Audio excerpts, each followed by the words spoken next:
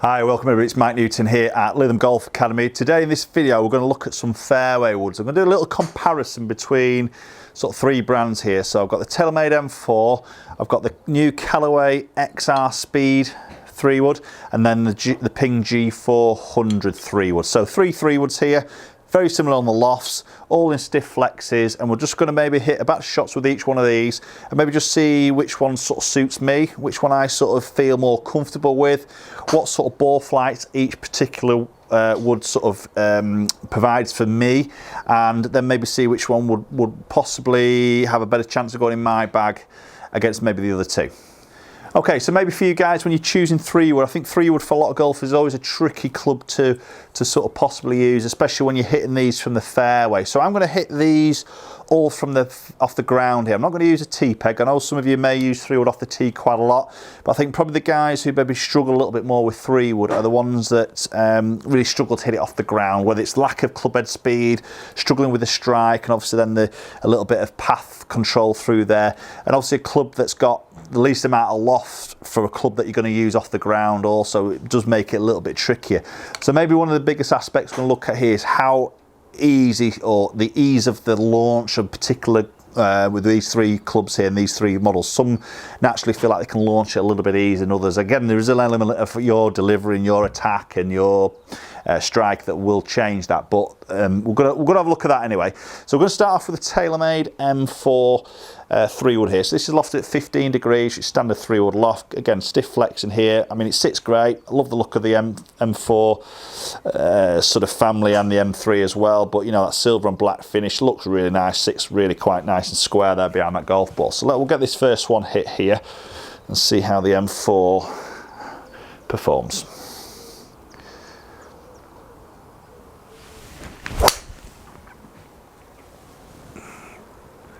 Okay, so that's just leaked a little bit up that right hand side there. The strike was pretty good, seemed to go quite high, that, to be honest. Did leave that face a little bit open on that one. Okay, so that got out about 254 there for the first one.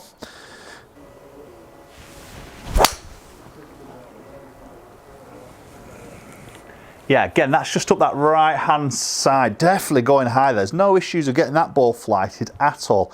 So for me, it seems really easy to sort of launch. If anything, it's going a little bit too high for me personally. It's 257.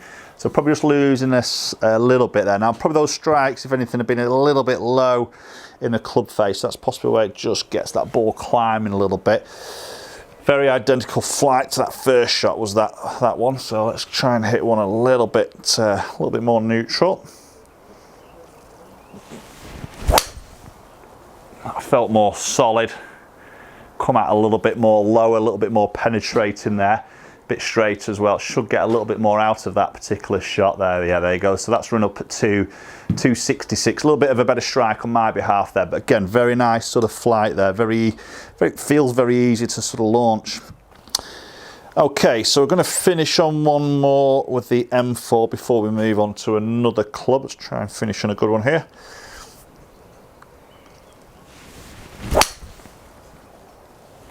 Yeah, that's nice. Just a little bit up that left-hand side there, but a good strike, good ball flight there. That should get out by probably similar distance to that last one. Yeah, 267 there. Okay, so that felt good. That felt really easy to sort of launch. Looks good behind that golf ball. The sound of it is nice. I like that sort of muted sound that you get with the TaylorMades, the carbon and titanium sort of mix there. You get that bit more muted sound. Got that little bit of speed slot behind the face there, probably picking up on those low strikes there. So yeah, good, like that. Very easy to launch. So we'll move on to the Callaway, the XR Speed. Right, so we're now in the Callaway XR Speed 3-wood here. There's not actually a loft number on this, but I'm guessing this is going to be somewhere around that 15 degree mark, as most sort of 3-woods are really. So this is fairly new to the market as I'm shooting this video, so a little bit newer compared to the M4 and the G400 here. So obviously, as the name is, it's built a little bit more sort of for speed here in terms of that ball speed off the club face. Obviously the Callaway sort of technology in terms of that cup face technology got happening here, a little bit of sort of ridges on the top help, a little bit more aerodynamics, just trying to get that club head speed, ball speed up. Sit that down by the golf ball.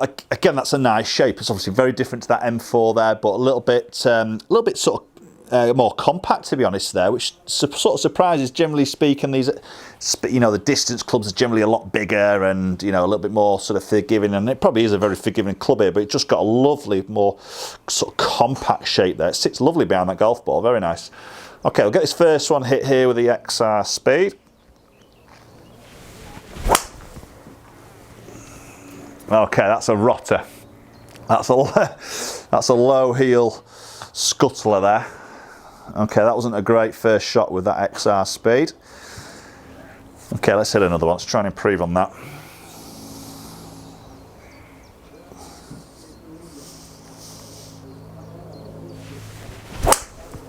Oh, that's better. It's a better strike. It's a nice sound to that. A little bit louder maybe than the M4 there, but it's a little bit of a louder sound there, which is good. It's a nice sound. It's not too loud or too echoey. Okay, so looking at distance there, it wasn't, I mean, I struck that okay really there, but that only went 247 on its run out there. It's quite a bit shorter than the M4 there, but let's have another go.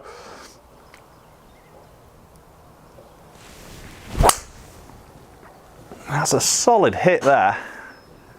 And that's got to do more than 247 this time, surely. Let's have a look. Yeah, it's a little bit more like it. It's getting up to that 260, 259 there. That's a better strike on that particular shot. Oh, just turn that over left there. That's gone a bit left. Okay, that wasn't probably not the best swing on my behalf there. Just I don't know, just don't seem to be sort of fine in the middle of the golf club as easy there, whether it's just the balance of that club there. Maybe just don't feel quite as comfortable with that against what I saw there with that M4 there. Just turn that over a little bit to left. I'm going to hit one more with this. I've hit 4 shots there, but that first one was a real awful one, so it's probably just going to kill the averages a little bit here. That, again, that's just me. It's not the club, that's me. So I'll discard that first one, and I'm just going to hit one more just to try and keep this as sort of the best to test as I can possibly do.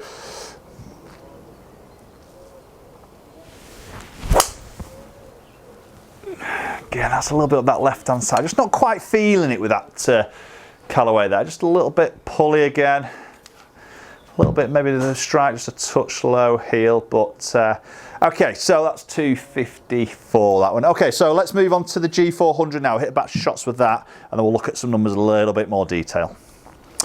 Right, okay, so now I've got the G400 3-wood in our hand. So this is 14.5 degrees, so half a degree different from the other two here. And this is the standard G400 head, so it's not the LST head, it's just the standard G400 head here.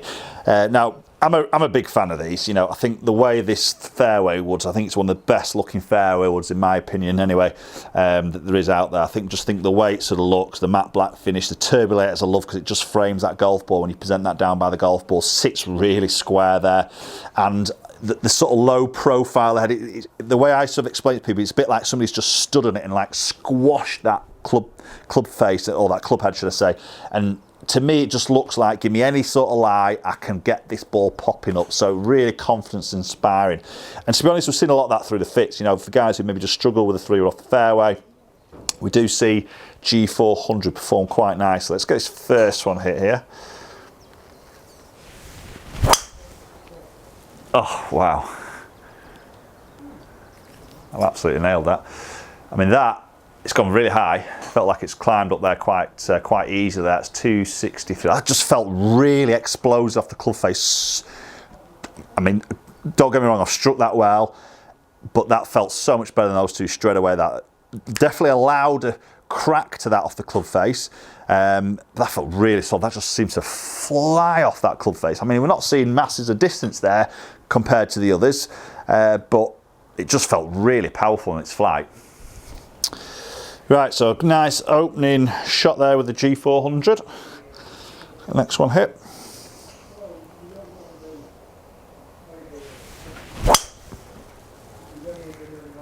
Yeah, definitely louder. Definitely a louder crack to that. Just pushed out the right hand side slightly there. I mean, that looks to be climbing pretty high there. Just open that face a touch of that right hand side. lose a little bit of distance there, 254 there. But again, in terms of maybe what I'm sort of looking at in this video here of how easy these are to launch off the fairway or off the ground, extremely. You know, that just feels like, even before I hit it, I just feel like that's just going to get off the ground quite easily. Which is one thing I do love with the G400s, like I say, which we get a lot of success of through our fittings here at the Academy. It just looks really easy, and it does launch really easily as well. It's the third one hit. Right, that's a necky one. That's not a great strike, but that has done really well. That's still up there, out there. I guess I'm gonna lose a little bit on that. Yeah, 248. So that's my strike there that's losing that.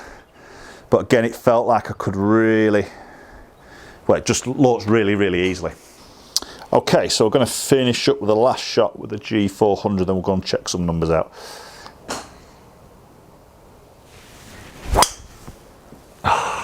Feels so good. And that's just going up to the moon and back. That's going really quite high, to be honest, and probably a little bit too high. And to be fair, with all three of these clubs, they're not perfectly fit for me with the shafts. I've just got the sort of standard shafts out of the that they come as a stock shaft, because this is generally what you guys would be sort of looking at, obviously, unless you go fitting in here. But obviously got them in stiff, but that is probably a little bit too soft. So these are flying a little bit higher than probably what I would like. But again, it's all about giving you an idea of how these clubs sort of launch off this ground. So let's go and look at some numbers between those three clubs and see if there's any particular differences of that launch. Maybe a little bit of dispersion also, and see which one is sort of working the best for me. Okay, so we're just going to look at some numbers here. So I've got the M4 XR speed and the G400 here. So what I'm going to do just for that XR speed, as I said, I haven't done it yet, but I hit that first shot was an absolute awful rotter. So I'm just going to delete that from the numbers here, just to, because I don't want absolute awful ones on there. Obviously there's somewhere I didn't quite strike, but I did that with pretty much all of them there. So let's look at some numbers. So clubhead speed, just under 110, 110 and just short of 110 there. So clubhead speeds very similar between all three of those. Ball speed 152.3, 153, 153.5. So touch more with G400 and M4 being the slowest out of those in terms of ball speed. Again, my strike will change that a little bit on those numbers. Looking at sort of spin there, you can see 3.9, just short of 4,000, 3.8, and then just on 4.1. So G400 was a little bit more spinny than the others there, which is probably where I saw that just climb a little bit higher. Probably just see that peak height there at 38. I haven't said that the M4 got at 39 there. But looking at the actual launch of these clubs here, so we can see M4, sorry, launch angle 13.2. Okay, we can see XR speed came out 9.8, a couple of sort of lower strikes there, probably just doing that. And then G400 coming out 11.8. So actually on that particular one there, the M4 came out a little bit higher in its launch. Having said that, in all defence there, I did actually miss the M4 a little bit more to the right. So I averaged 15 yards right there. So that is, you know, as I lose it a little bit up that right hand side, it's just obviously going to add a little bit loss and launch a little bit higher, which is what I'm sort of seeing there. Distance wise here, looking at sort of carry 238 there, M4 236, XR speed 238, G400. So very, very similar on average there, and that carry distance, obviously seeing that as well in the total distance. Maybe have a little look at the dispersion here between those three clubs. So you can see the white is the M4. So I had that quite a bit of that right shot there. You can see that on the screen here. That was the one a long way to the right there. Bad strike, bad swing. XR speed's a red one, so I tend to see the little bit more left side of the golf course with the XR speed, and then the G400 a lot tighter in its dispersion. So I think that sort of ties in a little bit with my influence of how it looks. Obviously feel a lot more confident with that G400. Love the way that sort of sits, and just seems to help with my dispersion a little bit there as well, which is great. You know, that's an important factor through a fitting session, is getting dispersion right. It's not always looking at that longest shot you've hit, it's looking at that batch of shots you've hit and see which is the actual straightest. Okay guys, there we go. There's a little test there. Granted, I've only hit 4 shots with each here, but it's just to give you guys a little bit of an insight maybe as to which club possibly does a different job in terms of its launch and everything like that. So I think we can clearly see that M4 was launched a lot higher, possibly a little bit of my delivery there. You've always got to weigh that into account. This is where I think it's so important for you guys to go and get fit, get actually measured on a launch monitor with a good fitter, and see if that ball goes high. Well, is it the club or is it the way you're delivering it in your shot pattern? That's maybe then where a certain club might suit you, depending on your delivery, to try and help it create a slightly different ball flight, and obviously shaft options, which will help to try and fine tune the way this ball sort of comes out as well, and obviously spin. But just to really give you guys an idea between the sort of popular fairway woods with the M4, G400, and obviously XR speeds here, possibly something that you might look at and go out and try yourselves when you come in, if you're in the market of a sort of 3-wood. I think for me, the winner on the looks is going to be G400. I think you've got the gist of that. I love the look of the M4, to be honest, but I think the G400 just so confident inspiring for me. So sat down by that golf, it just feels like I'm going to launch that, even though it wasn't the highest launch in there. But shot dispersion there, I possibly played an influence with me there, because that was my tight shot dispersion, which means a lot. You know, that's, you know, if I'm going to use that off the tee, then I want that tight shot dispersion. Even if long par fives could be hitting that, and you know, you just want to get that dispersion a lot, obviously tighter. Then that was a clear standout winner there. In terms of the sort of feel off the club face, I think I like the sound of the M4 probably the best. G400 is a little bit louder, but I think a sound you can sort of get used to, and you know, if I've got that dispersion, the sound, I'm not too fussed really on the sound, to be honest. And I think really looking at sort of ball speed, they're all very much of a muchness between them, so there's not really one standing out with loads more distance there, so probably quite an even par there between all three of them on the distance there. But I think you've got to go out there and try these yourself, test these yourself, get, as I say, get a good fitter there, try some shaft options, and really get one sort of dialed in to suit your game. Okay guys, thanks very much for watching. As always, appreciate you watching the videos. If you haven't subscribed already, please do so. Hit that subscribe icon there. Hit the bell as well so you can get notifications. Any future videos, you're the first ones to watch it. Appreciate you watching the video as always. Thanks for your support, and hopefully I'll catch up with you all very soon.